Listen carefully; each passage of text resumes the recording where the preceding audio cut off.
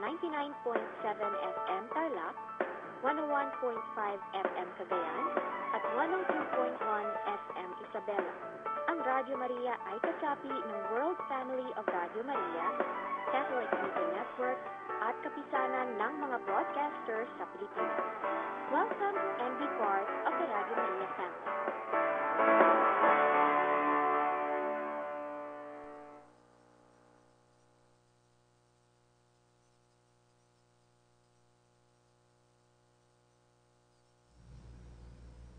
Inihahandog ng Radyo Maria at ng Diocese ng San Jose Nueva Ecija ang programang In Manus Tuas.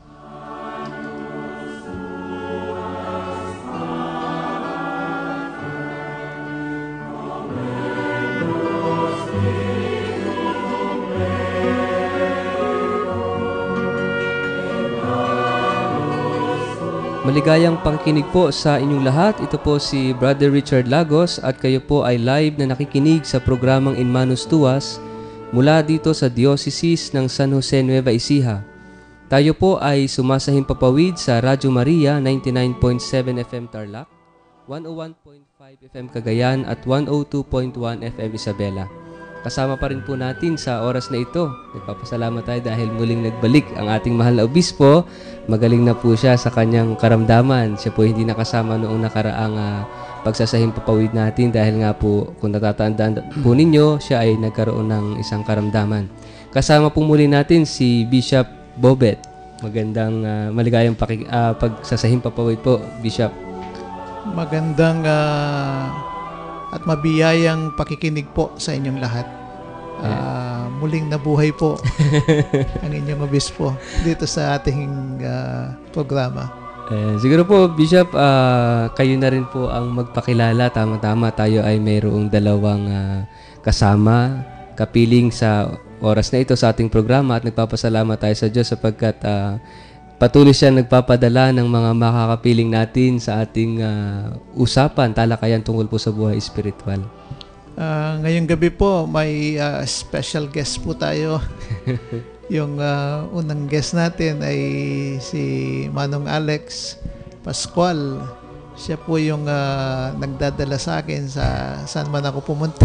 Opo. Siya po yung sa kanyang mga kamay. Sa kanya pong mga kamay nakasalalay ang buhay ko.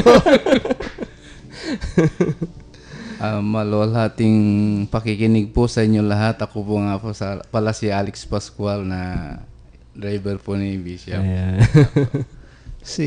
Yung susunod pong ating guest ngayong gabi ay si Kuya Jerry Eronimo, ang chair po ng social action dito sa ating cathedral dito sa San Jose. Ayan. Magandang araw po sa inyong lahat. Lalo ko kay Bishop, kay Brother Richard. Salamat, Kuya Jerry. So tayo rin po ay live na napakikinggan at napapanood sa live streaming po. Kung kayo po ay may mga naka-online po sa internet, pwede nyo po kaming subaybayan sa live streaming ng ating programa sa www.diocesofsanjose.com o kaya kung may Twitter accounts po kayo, i-type nyo lang @SanJoseNE at sa Facebook account po natin ang Diocese ng San Jose at facebook.com. Wala pong space yun. Diocese ng San Jose at facebook.com. So bago po tayo tuluyang dumako sa ating kwentuhan at talakayan, humingi po muna tayo ng pagpapala at pagbabasbas sa ating Panginoon. Tayo po ay pangunahan ng ating mahal na obispo sa panimulang panalangin. Sa ngalan ng Ama, ng Anak at ng Espiritu Santo. Amen. Ama namin sa langit, naniniwala po kami sa inyong pagmamahal sa bawat isa sa amin. Sa ngalan ni Jesus naming Panginoon, nihiling po namin sa inyo kasama ng lahat ng mga nakikinig sa aming programang In Manus Tuas na sana po basbasan nyo lahat ng mga naapektuhan ng nakaraang Super Typhoon Yolanda. Bigyan niyo po sila ng lakas ng loob,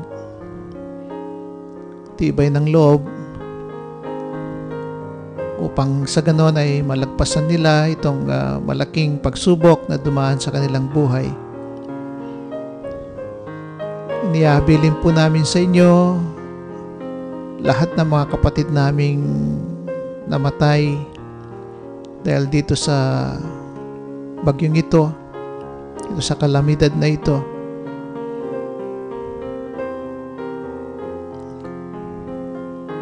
Patawarin po ninyo yung mga naging kakulangan at kasalanan nila.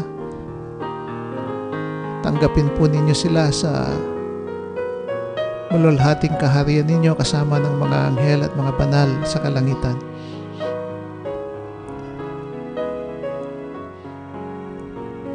Panginoon, basbasan nyo rin ang bawat isa sa amin. Sana bigyan nyo kami ng mas malaking puso para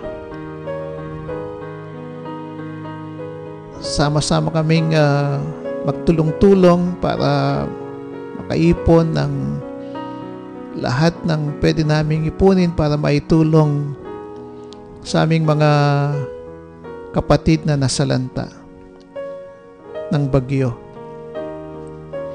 Nihiling din po namin na sana itong isang oras na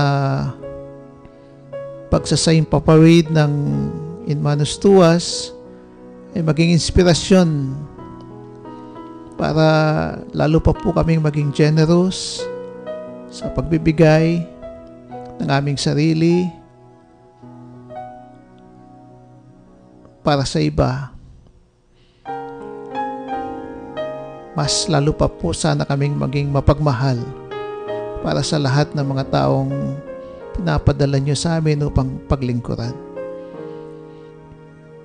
Lahat ng ito, Panginoon, ay hinihiling namin sa ngalan din ni Jesus naming Panginoon. Amen. Amen. Sa ngalan ng Ama, ng Anak, at ng Espiritu Santo. Amen. Nagbabalik po ang programang Inmanus Tuas. Ito pong muli si Brother Richard Lagos. Si Bishop Bobet Malyari po. At Brother Jerry po. Si Brother Alex po. Ayan, salamat po, Bishop, sa iyong panalangin na talagang makahulugan at napapanahon sapagkat kailan nga lamang ay talagang dumating ang napakalaking pagsubok sa ating bansa, lalong-lalo na sa mga kapatid natin sa gitnang Kabisayaan. So patuloy natin silang ipinagdarasal. So siguro po, Bishop, ay maganda sa pagpapatuloy po ng ating programa, baliktanawan muna natin yung nakaraang